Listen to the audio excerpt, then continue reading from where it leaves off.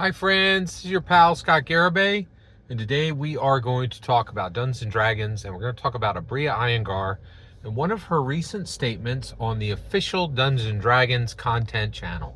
So Aabria Iyengar is back on official D&D content channel, and I think one of the reasons for this is I I think that when Critical Role announced for Campaign 4 that they would use Dungeons and Dragons, not Daggerheart, the game they built for 2 years, the game that blew off every shelf, and the game that virtually every commentator was saying this is when D&D, gets it in the teeth, when Critical Role leaves them for D&D, and that didn't happen. And I think the ramifications of that are absolutely huge. And I think one of the reasons, I think you're going to see Aabria Iyengar. I think you're going to see a parade of people who were like, "Oh, do I support Hasbro?" Answer yes. The heck to the yes. They are the game in town. Period. End of sentence. And I really think the Critical Role abandoning Daggerheart and saying no, that's not the path forward. And saying Dungeons and Dragons is what got us here. Dungeons and Dragons is what's going to carry us forward. It just can't. You can't, like. It's a moment in history, and honestly, I think it didn't buy them forever. It bought them 20 years. I think Dungeons and Dragons is safe for 2 decades from that one event. And the reason why is you're like, oh, you're going to beat D&D? Those guys had millions of dollars. They had millions of followers. They had a sold out TTRPG, and they're like, that's not enough. We're like, so you think you're going to do it? Like, you're not a millionaire, you're not a celebrity, and you don't have a game that's blowing off shelves, and they couldn't do it, right? It's huge, right? So I don't think it's a coincidence that you're seeing Aabria Iyengar back at Dungeons and Dragons Studios. And I think a lot of people who were on the fence were like, oh, I don't know, I play D&D every now and then, but my loyalties, who knows what I really care about. Those days are done. I think a lot of people are going to be clamoring back to clasp the hands of the king, right? And so Aabria Iyengar is back, and she said, and they put her right on the main channel. She's one of the top 10 dungeon masters in the whole world. She is a celebrity dungeon master. She's very talented, and I loved what she recently said. So what did she say? She said, when we sit down at the Dungeon Dragons store, when we sit down at the Dungeon Dragons table, there's really one central question. And I was like, what is that, Aabria? And she's like, what kind of hero do you want to be?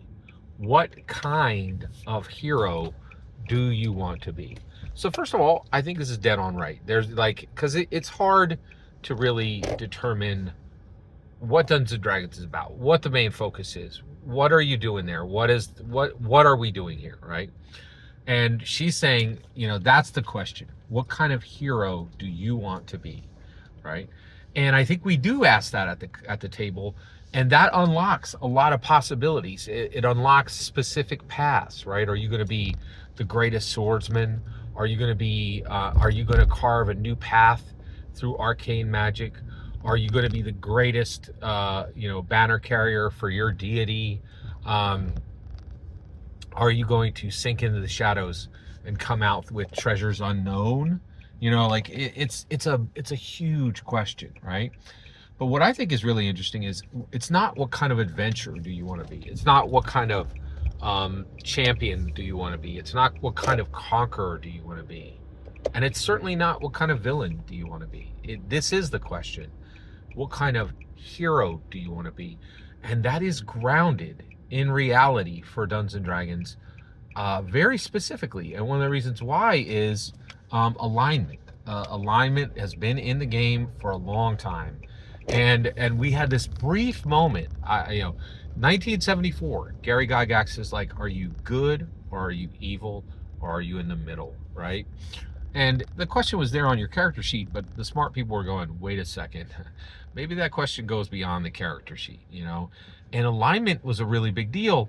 And then, we hit the grimdark days, and now you have this question of, oh, well, I'm an anti-hero. oh, I don't, like it's not cool to be a hero anymore.